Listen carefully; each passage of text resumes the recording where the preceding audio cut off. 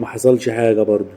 الماتش كان المفروض يوم الثلاثاء والاهلي انسحب، واحنا في الجمعه اهوت وداخلين على السبت كمان.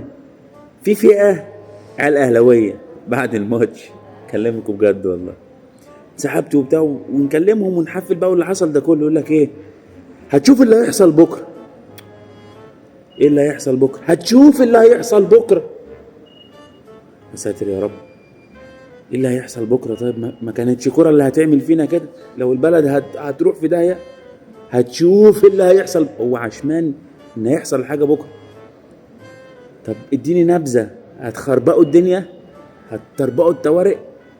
هتشوف اللي هيحصل بكره. القلق ابتدى يزيد في قلبي.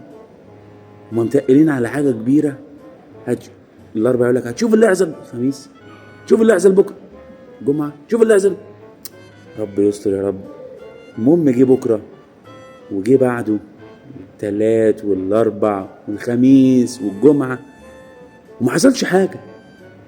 ولا هنشوف ولا ما هنشوفش. انا نفسي اشوف اللي هيحصل بكره ده. انا عايز اعرف ايه اللي، بسال كل اهلاوي ايه اللي هيحصل بكره. والله في حاجه هتحصل بكره؟ عرفنا اخوك برضو.